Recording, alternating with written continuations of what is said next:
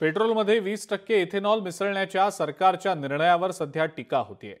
नितीन गडकरी यांनी मुलाच्या कंपनीसाठी हा निर्णय घेतल्याचा आरोप केला जातोय आणि अशातच या सगळ्या आरोपांसंदर्भात केंद्रीय मंत्री नितीन गडकरींनी एक मोठं वक्तव्य केलंय। काय म्हणालेत गडकरी पाहूयात या स्पेशल रिपोर्टमध्ये।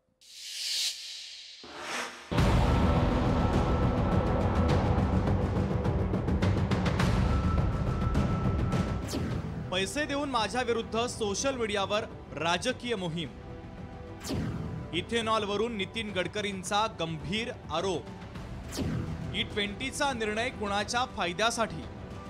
आरोपांवर गडकरींनी दिलं थेट उत्तर।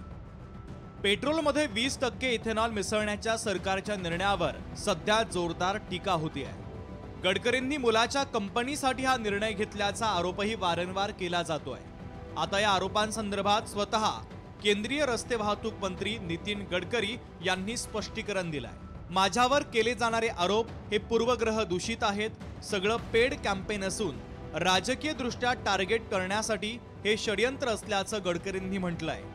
पैसे देऊन आपल्या विरुद्ध सोशल मीडियावर राजकीय मोहीम चालवली जात असल्याचा गंभीर आरोप केंद्रीय परिवहन आणि रस्ते महामार्ग मंत्री नितीन गडकरी यांनी केला आहे।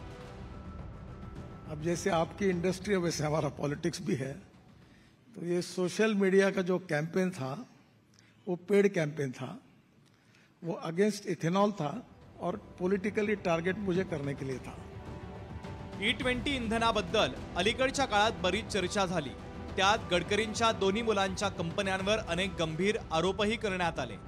सर्वोच्च न्यायालयाने नुकतीच E20 इंधन अंमलबजावणी कार्यक्रमाला आव्हान देणारी याचिका फेटाळली होती। सोशल मीडियावर E20 वरून होत असलेल्या आरोपांसंदर्भात नितीन गडकरींनी स्पष्टीकरण दिलंय।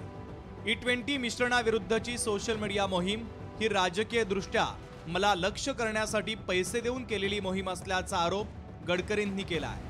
ऑटोमोबाईल मॅन्युफॅक्चरर्स सोसायटीच्या वार्षिक अधिवेशनात पेट्रोलमध्ये इथेनॉल मिसळण्याच्या संदर्भातल्या प्रश्नांवर गडकरींनी हे स्पष्टीकरण दिलंय।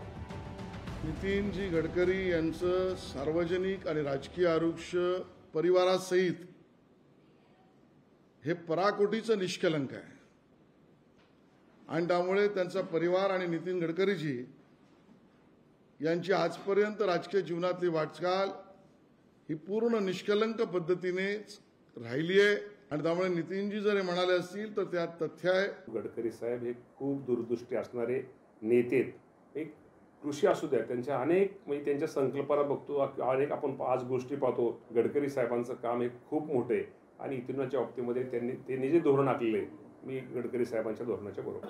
त्यांच्याच पक्षातल्या लोकांनी राबवलेली ही मोहीम आहे, राष्ट्रीय आणि राज्य स्तरावर महाराष्ट्रात, हे मलाही माहिती।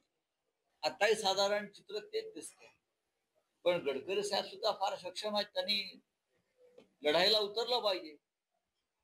पैसे देऊन तुमच्या विरुद्ध मोहिमा राबवणारे कोण आहेत? तेच लोक आहेत जे आमच्या विरुद्ध मोहिमा राबवतात।